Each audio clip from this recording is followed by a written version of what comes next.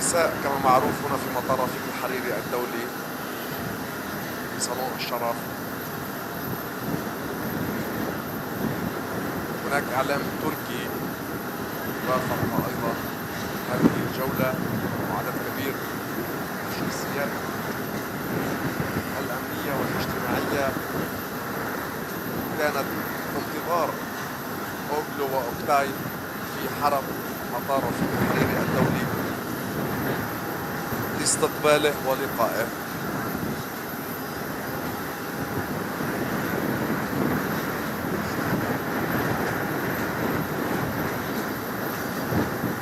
أيضا كان اليوم وصل صباحا إلى مطار رفيق الحريري الدولي أمين عام جامعة الدول العربية محمد أبو الغيط قادما من مصر، معلنا تضامن المجتمع العربي وكل الأشقاء العرب للبنان في مصابه الجلل، مؤكدا أن الدول العربية لن تترك لبنان وحيدا بل ستقف إلى جانبه،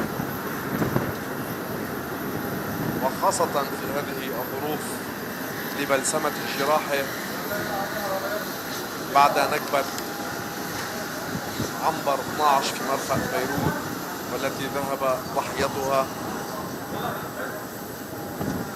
عدد من الشهداء. إذن في الصورة في عدسة الزميل اسكندر نهرة نرى وصول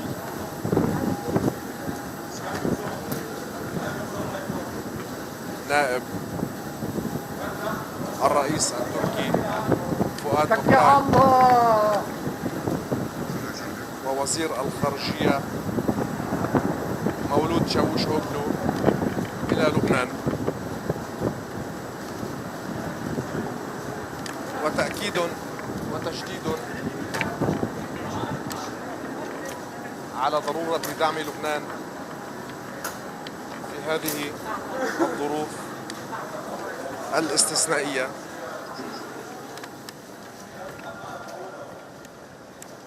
طبعا تركيا التي قدمت المساعدات للبنان كان هناك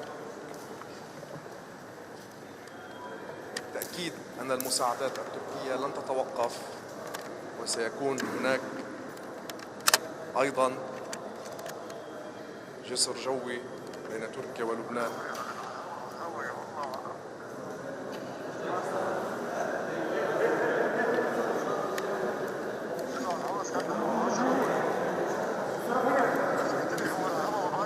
بس لما عم يمشي direkt arabalara geçiyor. إذن نرى في الصورة وصول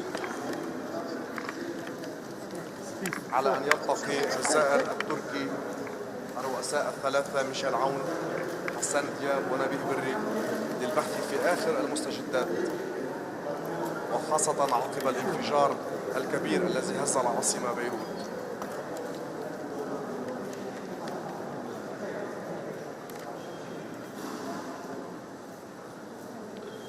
نرى وفد كبير مرافق للزائرين التركيين.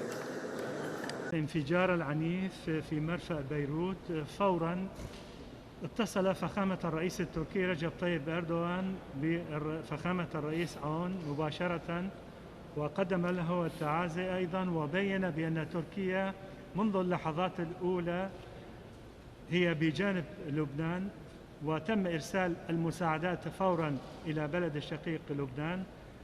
وبعد ذلك أيضا نحن اليوم هنا وقد ذكرنا وأكدنا لفخامة الرئيس أيضا بأن تركيا دائما بجانب لبنان والشعب اللبناني، وسنقدم كل العون والدعم والتضامن مع لبنان.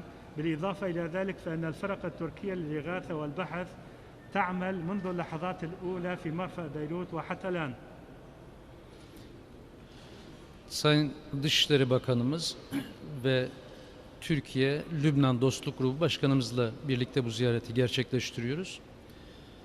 Cumhurbaşkanımızın talimatları üzerine hem Sayın Cumhurbaşkanımızın hem de Türk milletinin hem Lübnan Sayın Cumhurbaşkanı'na, Lübnan Devleti'ne ve yine şahıslarında Lübnan halkına başsağlığı dileklerimizi iletmek üzere buradayız. نحن جئنا اليوم إلى بيروت وبرفقة وزير الخارجية تركيا ورئيس مجموعة التركية اللبنانية البرلمانية للصداقة ومع وفد أيضا لنقل تعازي فخامة الرئيس رجب طيب أردوغان والشعب التركي إلى الرئيس اللبناني والشعب اللبناني بالكامل. Başınız sağ olsun, geçmiş olsun. أتمنى أيضا التعازي للشعب اللبناني وأيضا أتمنى الشفاء للمصابين. Biz ilk andan itibaren Türkiye olarak geniş bir arama kurtarma ekibi şu anda da Beyrut limanında hala çalışmalarına devam ediyorlar. Ve 2 Sahra hastanemizle, sağlık ekiplerimizle birlikte ve gıda yardımlarımızla yaklaşık TİKA'nın yine 400 tonluk yardımlarıyla, AFAD'ın, Kızılay'ın ve sivil toplum örgütlerinin yardımlarıyla Lübnan'da olduk. مثل ما ذكرت قبل قليل فإن الفرق البحث والإنقاذ التركية تعمل حاليا في مرفأ بيروت. بالإضافة إلى ذلك فإن مساعداتنا مستمرة وقد تم إرسال حتى الآن مستشفيين ميدانيين بالإضافة إلى المساعدات الطبية والمستلزمات الأخرى. وإضافة إلى ذلك تم إرسال 400 طن من القمح والمواد الغذائية في الوهلة الأولى إلى لبنان وستستمر هذه المساعدات. Yine heyetimizle birlikte bu sabah gelirken de yine uçağımızda tıbbi malzemeler ve solunum cihazlarıyla birlikte geldik ve şu anda da onu yetkililere teslim ediyoruz. واليوم جئنا بطائرة خاصة وكانت محملة أيضا بمستلزمات وأجهزة طبية بالإضافة إلى الأدوية وخاصة أجهزة التنفس الاصطناعي الذي يمكن الاستفادة منها في العدوى أيضا. Bu vesileyle biz Sayın Cumhurbaşkanı'na ve Lübnan halkına geçmiş olsun ve başsağlığı dileklerimizi ilettik ama bununla birlikte de yine ilave destek, ne tür desteklerde bulunabileceğimizle ilgili de tekliflerimizi de ilettik. Sayın Cumhurbaşkanımızın tekliflerini ilettik. Bu teklifler arasında daha fazla gıda yardımı, tıbbi ilaç yardımına Türkiye olarak hazır olduğumuzu ve buna devam edeceğimizi, gıda yardımına devam edeceğimizi. أيضا قدمنا التعازي لفخامة الرئيس ونتمنى الشفاء العاجل للجرحى في نفس الوقت. وخلال اللقاء مع فخامة الرئيس عون قدمنا اقتراحات فخامة الرئيس التركي واقتراحاتنا فيما يتعلق بزيادة المساعدات الغذائية والطبية بالإضافة إلى المساعدات الأخرى. Ve yine Sayda'da Türkiye olarak inşa ettiğimiz bir yanık ve travma merkezimiz vardı. 100 yataklı hastane. Bunun açılışı yapılmıştı. İşletmeye alınmayla ilgili gördüğümüz kadarıyla bazı sorunlar var. Sayın Cumhurbaşkanı'na da konuyu tekrar gündeme getirdik. Bununla ilgili tekrar buranın işletmeye alınması, işletmesinin yapılabilmesi için yine Türkiye olarak sonuna kadar hazır olduğumuzu ve şu anda Lübnan'da bugün itibariyle buna çok acil ihtiyaç olduğunu gördüğümüzü, bu hastaneyi çok acilen hizmete alabileceğimizi ilettik.